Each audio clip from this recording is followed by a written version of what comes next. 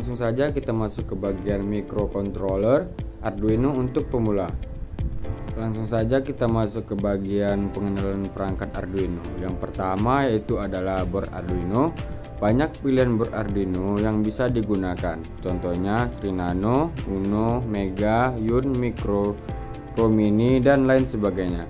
Jenis board Arduino tersebut pada umumnya dibedakan atas besarnya memori penyimpanan, jumlah pin input atau output, layanan yang ditanamkan di dalam Arduino, dan lain sebagainya.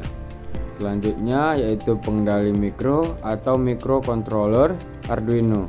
Pengendali mikro bahasa Inggrisnya yaitu microcontroller adalah sistem mikroprosesor lengkap yang terkandung di dalam sebuah chip. Microcontroller berada di mikroprosesor serbaguna yang digunakan dalam sebuah komputer.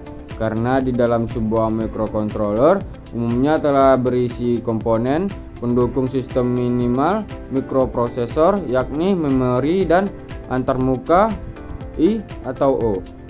Baik, selanjutnya kita masuk ke bagian blok input atau sensor. Jadi sensor adalah komponen elektronika yang berfungsi untuk mengubah besaran fisik berupa mekanis, magnetis, panas sinar, kimia, dan lain-lain menjadi besaran listrik berupa tegangan, resistansi, dan arus listrik yang kemudian diolah lebih lanjut oleh microcontroller. Yang kedua yaitu selain sensor, input juga bisa bersumber dari piranti digital, misalnya keypad, joystick, dan lain-lain. Selanjutnya kita masuk ke bagian blok microcontroller. Nah, yaitu menerima data dari inputan kemudian memproses lebih lanjut. Yang pertama adalah mengirim hasil proses microcontroller ke bagian output. Nilai output bisa berupa logika, true, flash, angka, string, dan lain-lain. Kemudian output tersebut ditampilkan ke display atau LCD atau untuk mengaktifkan relay, LED, dan mekanis, contohnya menggerakkan motor, mengaktifkan solenoid. Nah, yang kedua yaitu menjalin hubungan dua arah dengan modul komunikasi lainnya. Microcontroller bisa terhubung dengan perangkat lain melalui berbagai jenis protokol dan media transisi, contohnya LAN, radio, TCP, dan Bluetooth. Selanjutnya kita masuk ke bagian blok output atau akuator. Nah, di sini terbagi menjadi dua. Yang pertama menerima perintah dari microcontroller untuk dilaksanakan, dan yang kedua output bisa berupa display atau LCD, OLED, mekanik atau gerakan motor servo atau stepper. Nah, selanjutnya kita masuk ke bagian penelitian yang relevan, yaitu block communication. Jadi mengkomunikasikan microcontroller Arduino dengan perangkat komunikasi lainnya untuk bertukar data, misalnya komunikasi antara Arduino dengan komputer atau smartphone melalui jalur radio atau kabel yang mendukung berbagai protokol komunikasi. Nah, selanjutnya kita akan membahas di bagian pengenalan elektronik dasar. Di sini ada kapasitor. Jadi kapasitor atau kapasitor atau disebut juga dengan kondensator atau kondensator adalah komponen elektronika positif yang dapat menyimpan muatan listrik dalam waktu sementara dengan satuan kapasitasnya adalah farad. Namun farad adalah suatu yang sangat besar. Oleh karena itu, pada umumnya kapasitor yang digunakan dalam peralatan elektronika adalah satuan farad dan dikecilkan menjadi microfarad, nanofarad, dan microfarad. Nah, yang kedua adalah resistor. Jadi resistor adalah komponen elektronika yang berfungsi untuk menghambat atau membatasi aliran listrik yang mengalir dalam suatu rangkaian elektronika. Resistor dalam suatu teori dan penulisan formula yang berhubungan dengan resistor disimbolkan dengan huruf R. Resistor variabel disimbolkan dengan huruf PR, dan untuk resistor jenis potensiometer adalah yang disimbolkan dengan huruf PR dan POT. Berdasarkan nilai resistansinya, resistor dibedakan menjadi dua jenis, yaitu resistor tetap atau fixed resistor dan resistor tidak tetap atau variabel resistor. Nah, ini adalah kode warna dari resistor. selanjutnya yaitu resistor dengan 4 cincin kode warna. Cincin ke-1 dan kedua merupakan digit angka, dan cincin kode warna ketiga merupakan faktor pengalih. Kemudian cincin kode warna keempat menunjukkan nilai toleransi resistor.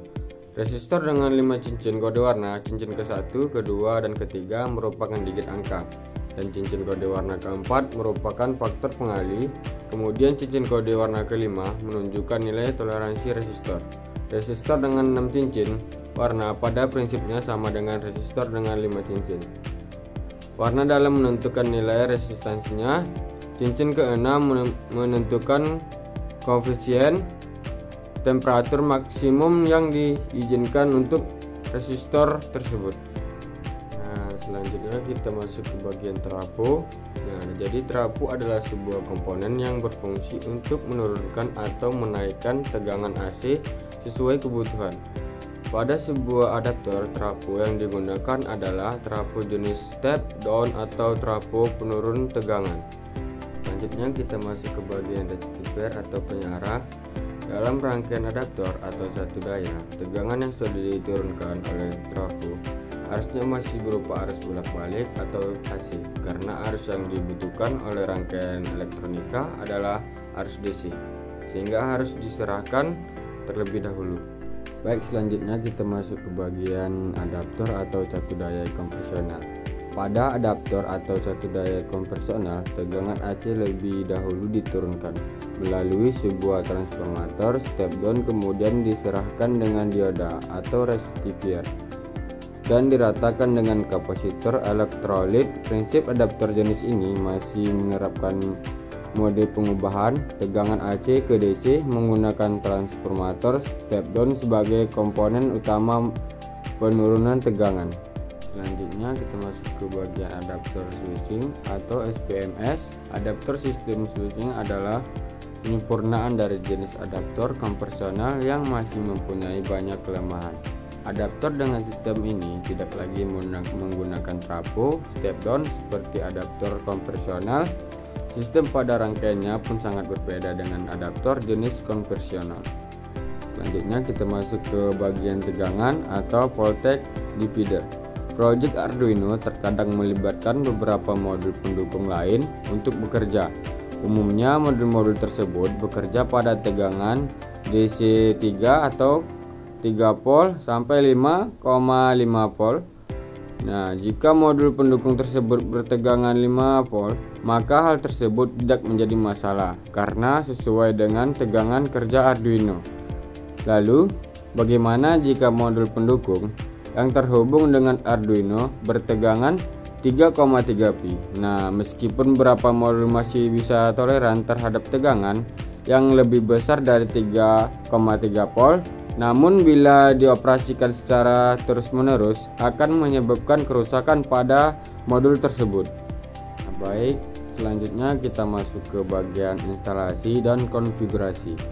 Selanjutnya kita masuk ke bagian software pendukung, yaitu ada dua. Yang pertama Arduino IDE atau Integrated Environment adalah software yang berfungsi untuk menuliskan kode program, debugger, kode program, dan sebagai compiler program, di mana file hasil compile akan di-read ke chip Arduino sehingga Arduino dapat berfungsi secara mandiri. Yang kedua itu adalah freezing. Freezing adalah software alat bantu untuk memvisualisasikan rancangan pengabelan. Letakkan komponen secara software, kemudian dari hasil rancangan freezing tersebut diimplementasikan pada kondisi sebenarnya. Selanjutnya masuk ke bagian LED berkedip bergantian. Tujuan proyek ini adalah menghidupkan dan mematikan 3 LED secara bergantian selama 2 detik untuk setiap LED secara terus-menerus. Selanjutnya kita masuk ke bagian project LED.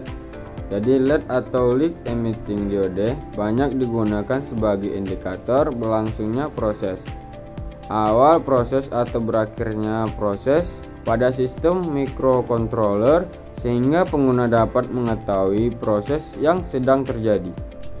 Nah, di sini adalah diagram sketnya. Nah, di sini juga ada bahan, jumlah, nilai, dan keterangannya. Nah, selanjutnya kita masuk ke bagian control LED dengan push button. Nah, tujuan pada project ini adalah untuk menghidupkan dan mematikan setiap LED dari 3 LED yang tersedia dengan menggunakan saklar push button.